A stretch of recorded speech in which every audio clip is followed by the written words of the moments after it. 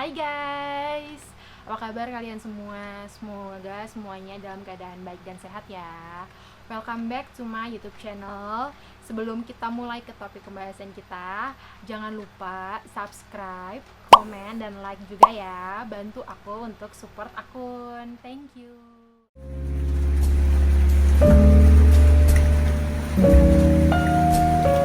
Nah, hari ini nih kita bakal ngebahas tentang lifestyle. Jadi aku tepatnya spesifiknya hari ini bakal bahas tentang frugalism. Frugalism life itu kayak apa sih? Apa itu frugalism dan kenapa aku mulai untuk hidup seperti itu gitu. Jadi mungkin untuk topik pembahasan ini biar lebih enak kita bagi ke dalam 3 pertanyaan. Yang pertama nih, background aku menjadi frugalism. Kenapa sih memilih gaya hidup frugalism? Tahun 2021 kemarin, aku itu berhenti kerja atau resign setelah 7 tahun lebih, hampir 8 tahun kerja kantoran atau kerja di korporat. Itu keputusan yang sangat berat banget karena sebelumnya kan aku sama suami apapun itu pasti joint income, baik dalam beli kendaraan, baik dalam pernikahan kami, sampai cicilan rumah.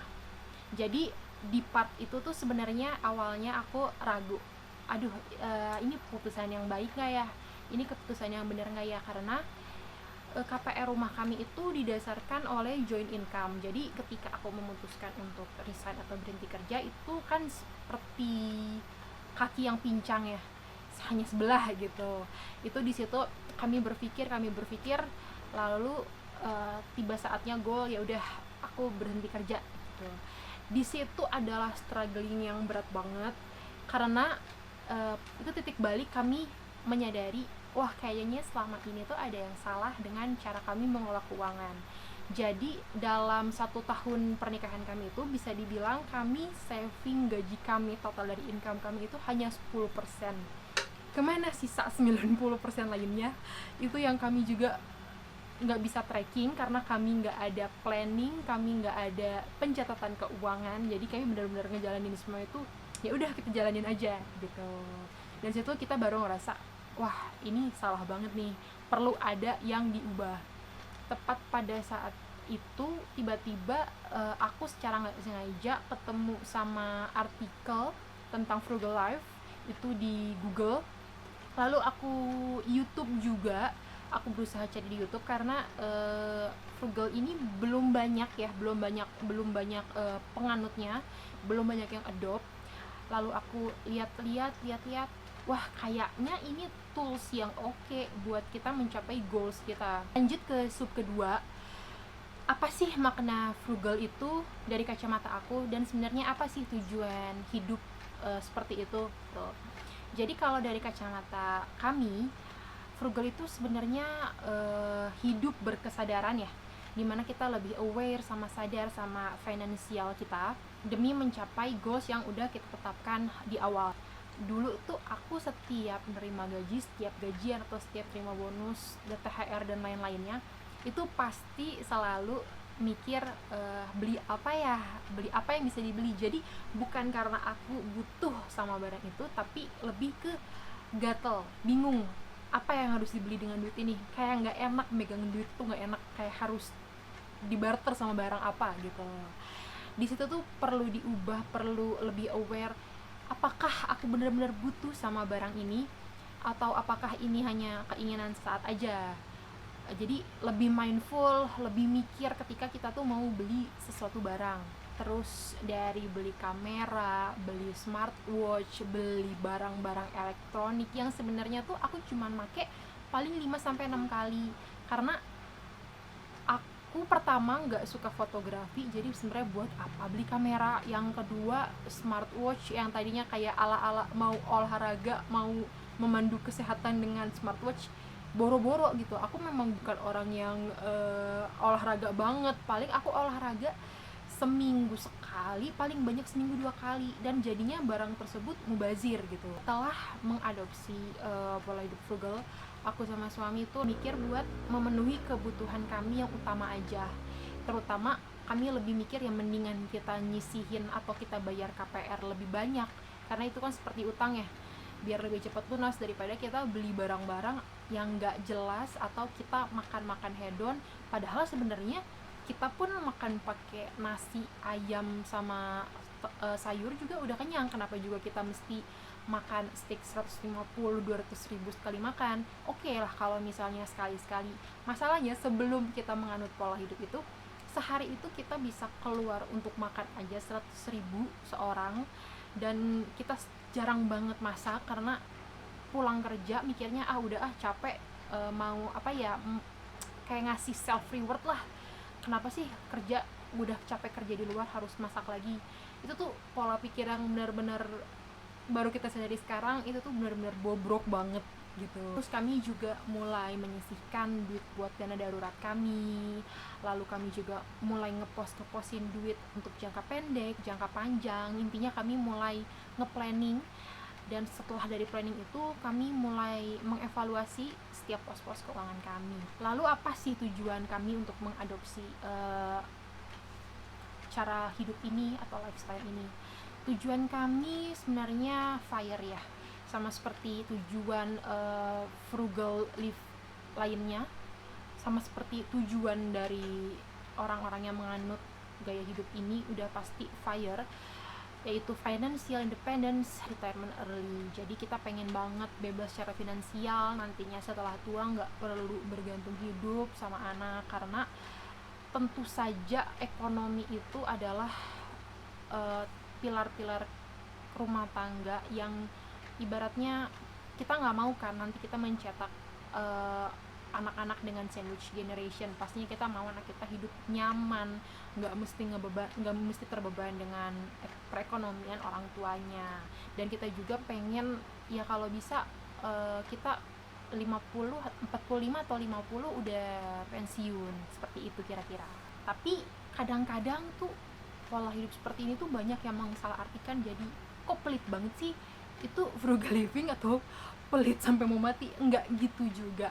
Jadi harus bisa dibedain antara hidup hemat, hidup cerdik dengan hidup melarat, hidup pelit gitu. Jadi kalau menurut aku pribadi, frugal itu lebih concern ke cerdik atau cerdas dalam mengatur keuangan. Bedanya mungkin kayak gini, misalnya ada orang yang kenapa sih lu makan sekali sehari gitu, pelit banget ya, duitnya buat di save gitu. Tapi kalau frugal living ya nggak gitu-gitu banget, kita tetap makan 2 kali 3 kali sehari, tapi dengan menu, dengan porsi yang sesuai, nggak berlebih dan nggak kurang juga gitu loh. Jadi misalnya nih kita bisa makan steak tiap hari, bisa, tapi nggak harus kan, toh kita pun makan nasi dan lauk pauknya pun kenyang gitu loh. Jadi kita tahu kapan kita bisa hura-hura, kapan kita harus hidup ya udah seadanya aja.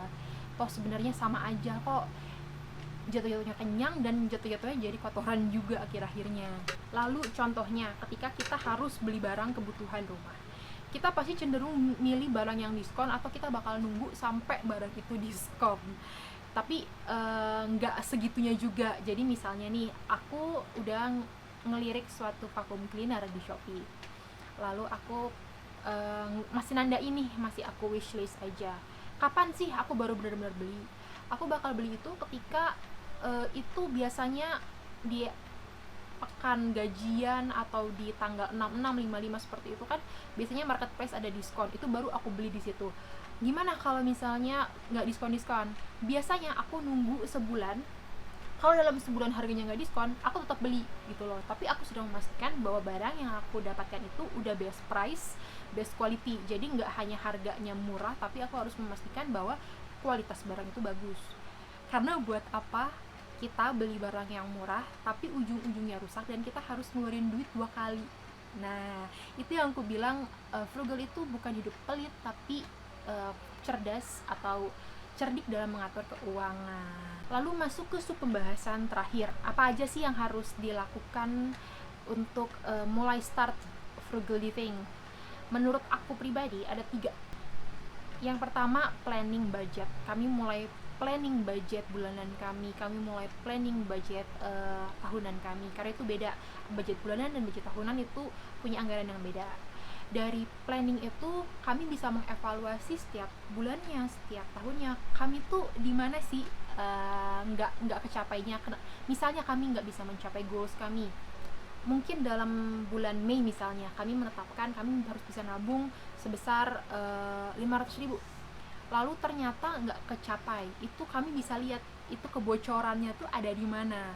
Itulah gunanya planning. Jadi setelah planning ada evaluasi lagi nantinya. Lalu yang kedua, kami mulai decluttering. Decluttering itu adalah membuang barang-barang yang sekiranya tuh nggak terlalu sering kami pakai atau bahkan nggak kami pakai sama sekali. Kayak misalnya aku itu bisa punya baju 3 sampai 4 lemari. Itu aku mulai sisihin, aku sumbang-sumbangin, dan ketika aku nanti mau beli baju baru lagi, aku harus menanamkan itu, aku tuh udah ada baju. Kalaupun aku mau beli baju lagi, harus ada yang aku keluarin dari lemari aku. Karena hidup dengan kita terus menerus belanja itu pun sebenarnya nggak satisfying ya. Buat apa?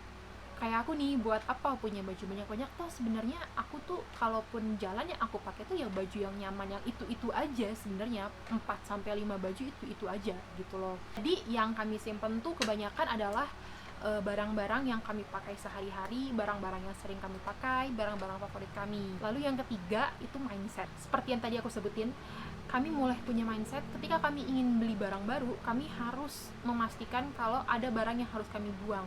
Misalnya baju, ketika kami ke mall misalnya, kami melihat wah bagus nih, kami pun harus menanamkan di otak kami, wah berarti harus ada barang yang aku relain dari lemari aku.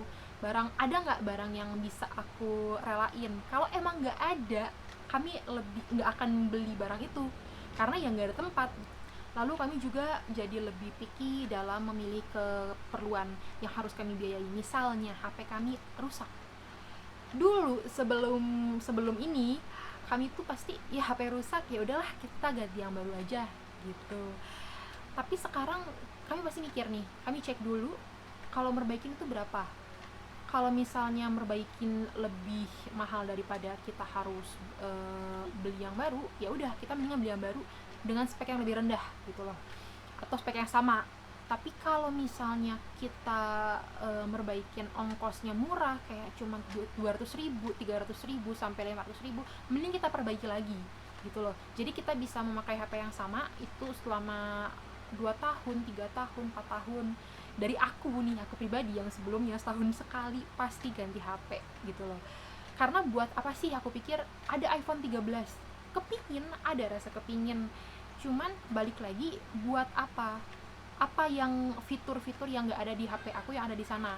Misalnya kameranya lebih bagus, resolusinya, pikselnya lebih tinggi dan lain-lain, apa itu berguna untuk aku? Karena aku pun nggak suka dunia fotografi, aku tidak maniak sosial media gitu. Jadi jika aku nggak butuh sama fitur-fitur itu, aku nggak perlu untuk punya barang itu.